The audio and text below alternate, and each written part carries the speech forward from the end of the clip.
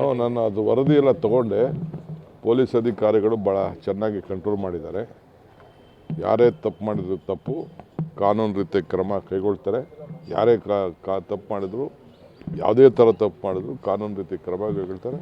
But ನಾನು ನಮ್ಮ officers ಏನು ಟೈಮ್ಲಿ ಆ್ಯಕ್ಟ್ ಮಾಡಿ ಕಂಟ್ರೋಲ್ ತಂದು ಯಾರಿಗೂ ಅಪಾಯ ಆಗಿಲ್ದಂಗೆ ಏನು ಮಾಡಿದ್ದಾರೆ, ನಾನು ಅವ್ರಿಗೆ ಅಭಿನಂದಿಸ್ತೇನೆ.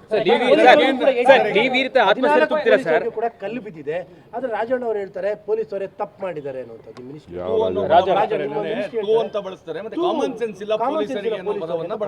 ಅದನ್ನ ಒಬ್ಬ ಮಂತ್ರಿ ಮೇಲೆ ಚೀಫ್ ಮಿನಿಸ್ಟರ್ ಅದ್ರ ಬಗ್ಗೆ ಉತ್ತರ ಕೊಡ್ತಾರೆ. ಚೀಫ್ ಮಿನಿಸ್ಟರ್, ಹೋಮ್ ಮಿನಿಸ್ಟರ್ ಮಾತಾಡ್ತಾರೆ.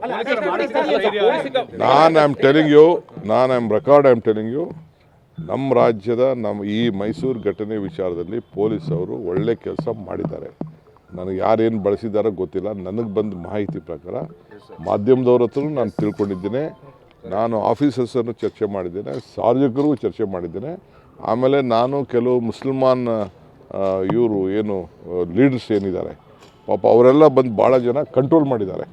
ಎಲ್ಲ ಚಿಕ್ಕ ಹುಡುಗರಂತೆ. ಆ ವಿಡಿಯೋನು ನಾನು ನೋಡಿದ್ದೇನೆ. ಚಿಕ್ಕ ಹುಡುಗರು 14, 15, 17, 18 ವರ್ಷದ ಹುಡುಗರು ಪಾಪ ಅವರೆಲ್ಲ ಬಂದು, ಹಿರಿಯರೆಲ್ಲ ಬಂದು ತಡೆದು ಮಾಡಿ ಬುದ್ಧಿವಾದ ಹೇಳಿ ಅವ್ರನ್ನೆಲ್ಲ ಅವ್ರಿಗೂ ಏಟು ಬಿದ್ದಿದೆ.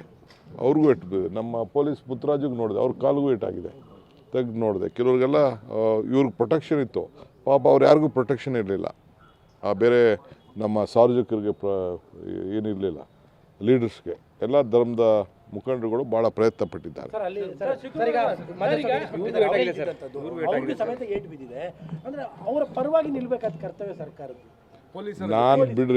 ನಾನು as A deputy chief minister CM ಅದನ್ನು ಮಾತಾಡೋಕ್ಕೆ ಅವ್ರ ಕೇಳಿ ಇವತ್ತು ಪಾಪ ಇನ್ನೂ ಅವ್ರಿಗೆ ಒಂದು 8 ದಿನ ಬೇಕಾಗ್ಬೋದು ಅಂತ ಕಾಣ್ತದೆ. ಅವ್ರ ಒಂದಿನ ಮಾತಾಡ್ತಾರೆ. ನಾನು ಇಲ್ಲೇ ಬಂದು ಇದೇ ಭೂಮಿಲಿ ಮಾತಾಡ್ತಾ ಇದ್ದೀನಲ್ಲ, ನನಗಿನ್ನ ಅಥಾರಿಟಿ ಯಾರು ಬೇಕು? I am there. ಪೊಲೀಸ್ ಇಮಿಡಿಯೇಟಾಗಿ ಅವ್ರಿಗೆ ಗೊತ್ತಾದ ತಕ್ಷಣ ಸುಮೋಟೋ ಯಾರೋ ಹೇಳ್ತಾರೆ ಅಂತ ಅವ್ರ ಮೇಲೆಲ್ಲ ಮಾಡೋಕ್ಕಾಗಲ್ಲ. ಪೊಲೀಸ್ ಅವ್ರಿಗೆ ವಿವೇಚನೆ ಇದೆ. ತಕ್ಷಣ ಅವ್ರು FIR ಹಾಕಿದ್ದಾರೆ. ಜೊತೆಗೆ ಏನು ಡ್ಯಾಮೇಜಸ್ ಆಗಿದೆ ಅದ್ರ ಮೇಲೂ FIR ಹಾಕಿದ್ದಾರೆ. ಅದೆಲ್ಲ ವಿಡಿಯೋ ಎಲ್ಲ ಸ್ಕ್ಯಾನಿಂಗ್ ಮಾಡ್ತಾ ಇದ್ದಾರೆ. ಎಲ್ಲರ ಮೇಲೂ ಕ್ರಮ. ನೀವು ಗಿರವಿ ಇಟ್ಟು ಬಿಡಿಸ್ಕೊಳಕ್ಕಾಗ್ದಿರೋ ಆಭರಣನ STJ ಗೋಲ್ಡ್ ಕಂಪನಿಯವರು ಬಿಡಿಸಿ ಮಾರುಕಟ್ಟೆಗಿಂತ ಅಧಿಕ ಬೆಲೆಗೆ ತಗೋತಿದ್ದಾರೆ.